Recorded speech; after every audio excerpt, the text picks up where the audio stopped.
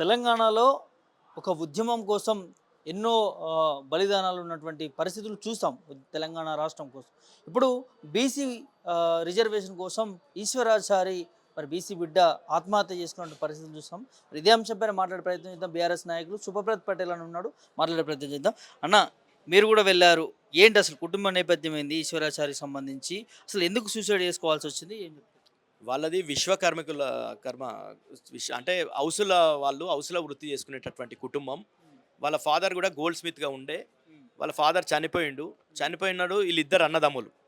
పెద్ద ఆయన అతను పెళ్ళయింది, ముగ్గురు పిల్లలు ఉన్నారు. చిన్న పిల్లలు. నిన్న పోయి చూస్తే కళ్ళల్లో నుండి నీళ్ళు వచ్చినాయి మాకు. ఎందుకంటే చిన్న పిల్లలు, పసికూనలు. వాళ్ళకి ఇంకా వాళ్ళ తండ్రి చనిపోయినన్న విషయం కూడా అర్థం కాలేదు. అసలు వాళ్ళ నాన్న ఏడుండని అంటే వాళ్ళ భార్య చెప్తుంది. ఆయన భార్య అడుగుతుంది, మా నాన్న ఏడుండంటే నేను ఏం సమాధానం చెప్పాలి నా పిల్లలకు? ఆయన ఈరోజు మమ్మల్ని చూడలే.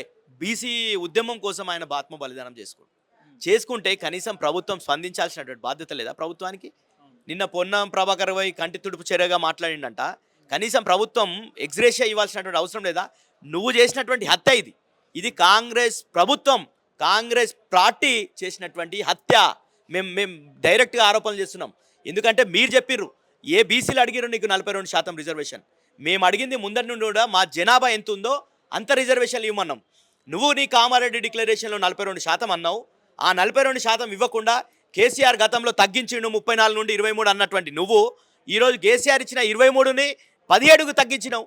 సిగ్గుందా నీకు రేవంత్ రెడ్డి గారు? నువ్వు చెప్పనికే బీసీల కోసం. మహేష్ కుమార్ గౌడ్ గారు ఏ విధంగా మాట్లాడుతున్నావు?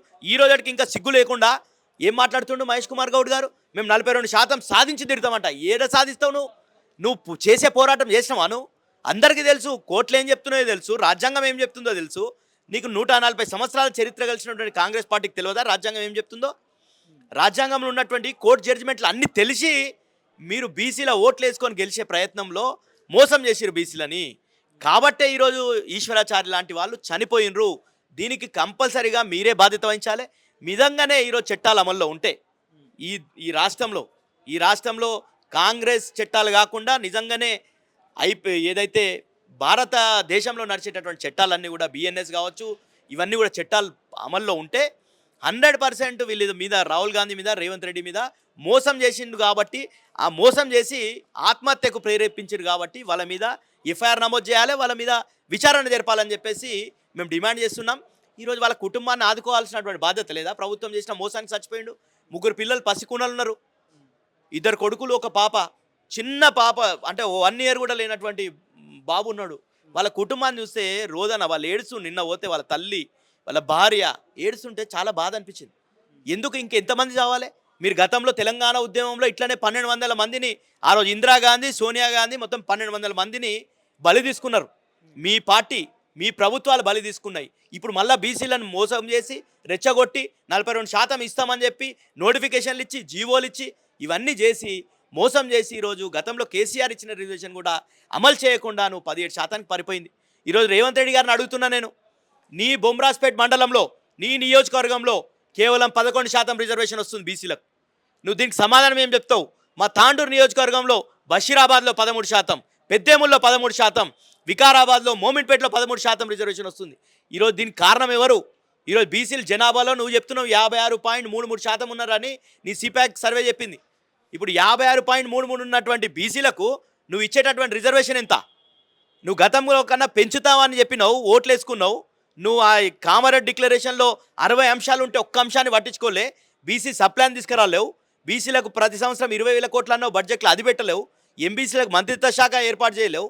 కాంట్రాక్టులలో 42% రిజర్వేషన్ అమలు చేస్తున్నావు, అది అమలు చేయలేవు.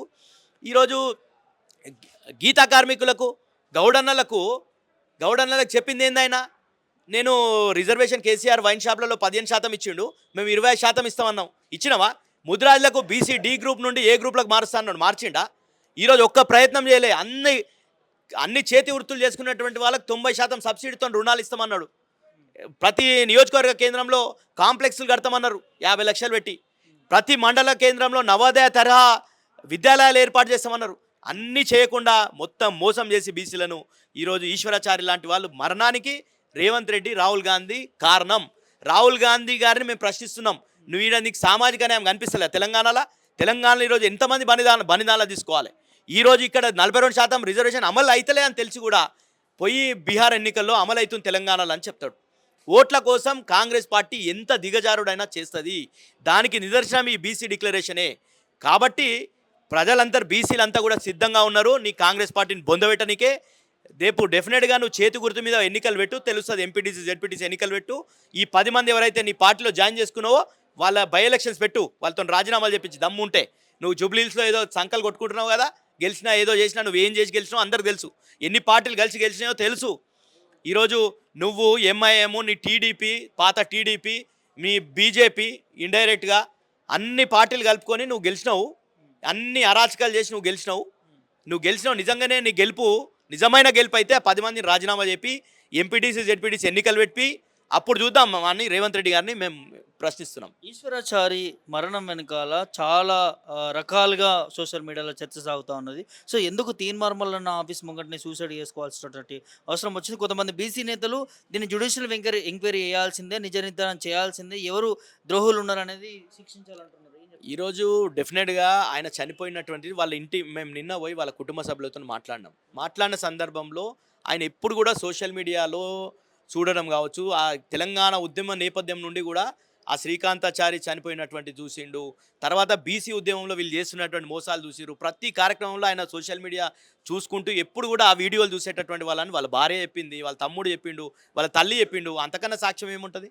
వాళ్ళ కుటుంబ సభ్యులే చెప్పారు నిన్న మేము పోతే. వాళ్ళు నిజంగానే ఎవరన్నా చనిపోతుండంటే ఎంతవరకు ఆలోచించి, ఒక చిన్న అగ్గిపుల్ల మనం గీరేటప్పుడు మన చేతికి దాకితేనే భరించుకోలేం మనం. అట్లాంటిది 95% కాలిపోయిందంటే ఎంత త్యాగం చేయడానికి డిసైడ్ అయ్యిండు. చనిపోవాలని మొత్తం పూర్తిగా నిర్ణయించుకొనే చనిపోయింది కదా. ఇట్లాంటి ఆత్మహత్యలు జరగొద్దనే మనం తెలంగాణ తెచ్చుకున్నాం. తెలంగాణలో మేము కోరుకుంటున్నాం ఆత్మహత్యలు జరగొద్దు. బీసీ యువకులు ఎవరు కూడా మనం కొట్లాడదాం. 100% ఈ కాంగ్రెస్ మెడల్ ఉంచుదాం, బీజేపీ కేంద్ర ప్రభుత్వం మెడల్ ఉంచుదాం, రిజర్వేషన్ సాధిద్దాం. కానీ ఈ ఆత్మహత్యలు పరిష్కారం కావు. అయినా ఈరోజు కొంతమంది ఎవరో కాంగ్రెస్ పేడ్ ఆర్టిస్టులు ఏదో దాన్ని ఎంట మతలబులు తీయడం, కోడిగుడ్డు మీద ఈకలు వీకే ప్రయత్నం చేస్తే ఖబర్దారు చెప్తున్నాం మేము. ఎందుకంటే ఈరోజు ఆయన వాళ్ళ కుటుంబీకులు చెప్పిన కన్నా మీరెవరు చెప్పడానికి, దాని ఎంట ఏదో ఉన్నదని చెప్పడానికి మీరెవరు అంటున్నా? కాంగ్రెస్ పార్టీకి సంబంధించిన బీసీ నాయకులు ఎవరు మీరు? 100% మీ దగ్గర పోలీసు ఉన్నది, యంత్రాంగం ఉన్నది, అంతున్నది. విచారణ చేపియండి, వాళ్ళ కుటుంబ సభ్యులను అడగండి, 100% చేయండి. కానీ కేసు ఎవరి మీద పెట్టాలి? రాహుల్ గాంధీ మీద, రేవంత్ రెడ్డి మీద కేసు ఎఫ్ఐఆర్ పెట్టాలి. వీళ్ళు 42% రిజర్వేషన్ అమలు చేస్తామని చెప్పి ఓట్లు వేసుకున్నారు, మీరు జీవోలు ఇచ్చిర్రు, అది అమలు అవుతలేదు కాబట్టి ఆత్మహత్య చేసుకోండు. అంటే కారణం ప్రేరేపణ కాంగ్రెస్ పార్టీ, రేవంత్ రెడ్డి, రాహుల్ గాంధీ వీళ్ళిద్దరే కారణం. ఎందుకు జరుగుతూ ఉన్న బీసీ నాయకుల మీద ఇట్లాంటి పరిస్థితులు? రిజర్వేషన్ రావాలని బీసీ బిడ్డ చనిపోయిండు. ఇంకా కొన్ని నల్గొండ జిల్లాల్లో మొన్న రీసెంట్గా చూసాము బీసీ బిడ్డపై మూత్రం పోయడం, అట్లాంటి పరిస్థితులు. ఎందుకు అంటే ఈ రాష్ట్ర హోంశాఖ మంత్రిగా ఉన్నటువంటి రేవంత్ రెడ్డి ఇవన్నీ జరుగుతూ ఉంటే దీని మీద ఎందుకు రెస్పాండ్ కాలేకపోతాం?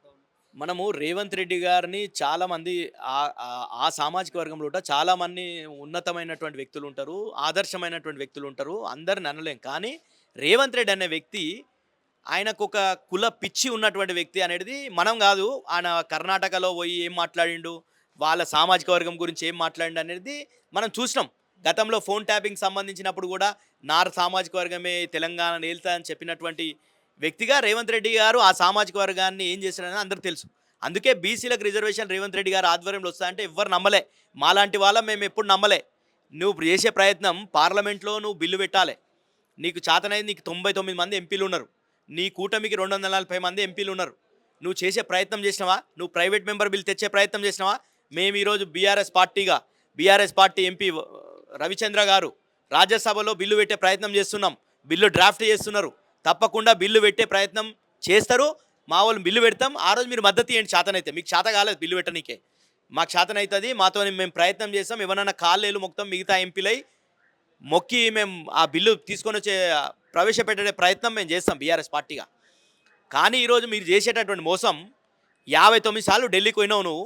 ఒక్కసారన్నా నరేంద్ర మోడీ గారికి బీసీల రిజర్వేషన్ బిల్లు ఆగింది, ఈ బిల్లుకు రాజ్యాంగ రక్షణ కావాలి, 9th షెడ్యూల్లో పెట్టాలని ఒక రిప్రజెంటేషన్ చూపిస్తారా రేవంత్ రెడ్డి గారు? 59 సార్లు కలిసిండు, ఇప్పటి వరకు అడగలే. రాహుల్ గాంధీ చాలా మాట్లాడతాడు, తెలంగాణకు వచ్చి దేశానికి రోల్ మోడల్ తెలంగాణ కుల సర్వే అన్నాడు. మళ్ళీ ఎందుకు రాహుల్ గాంధీ పార్లమెంట్లో ఎందుకు మాట్లాడతలేడు? నీ సోనియా గాంధీ ఎందుకు మాట్లాడతలేడు? ఎందుకు మాట్లాడతలేరు మీరంతా? మీరు ఎందుకు అంటే కాంగ్రెస్లో ఈడ తెలంగాణలో అయిపోయింది. తెలంగాణ ఓట్లు వేసుకున్నారు, సీట్లు గెలుచుకున్నారు, అయిపోయిందిగా. మళ్ళీ పోయి బీహార్లో పోయి ప్రచారం చేయబోయిండు, ఫెయిల్ అయిపోయింది. ఎందుకంటే తెలంగాణ కర్ణాటకలో తొందరగా అయినాయి కాబట్టి అక్కడ మోసం చేసింది, ఇక్కడ తెలియలేదు. ఈ 2 రాష్ట్రాల తర్వాత కాంగ్రెస్ ఒక రాష్ట్రం కూడా గెలిచేటువంటి పరిస్థితి లేదు. మొన్న హర్యానాలో గెలుస్తా అనుకోరు, అది ఖతమైంది. మహారాష్ట్ర అన్నారు, మహారాష్ట్ర ఖతమైంది. తర్వాత జరిగేటటువంటి బీహార్లో మొత్తం గెలుస్తున్నాం, అధికారం ఖతమైపోయింది. మీతో పాటు మీ అలయన్స్ పెట్టుకున్నటువంటి వాళ్ళు కూడా ఖతమవుతున్నారు కదా. మిమ్మల్ని మోస్తే వాళ్ళు ఉన్నటువంటి వాళ్ళు కూలిపోయేటటువంటి పరిస్థితి ఉన్నది. కాబట్టి కాంగ్రెస్ ఖతమైపోయింది. కాంగ్రెస్ బీసీలకు మోసం చేసింది.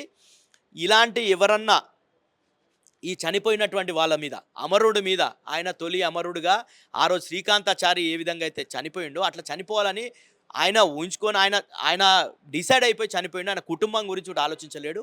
అది బాధాకరం. మీరు చేయాల్సింది ఏంది? నువ్వు చేసినావు తప్పు. ఆల్రెడీ కాంగ్రెస్ ప్రభుత్వం తప్పు చేసింది. చచ్చిపోవడానికి కారణం కాదా అండి? గతంలో తెలంగాణ ఉద్యమంలో నువ్వు సోనియా గాంధీ నువ్వు డిసెంబర్ 9 ప్రకటన ఇస్తుంది.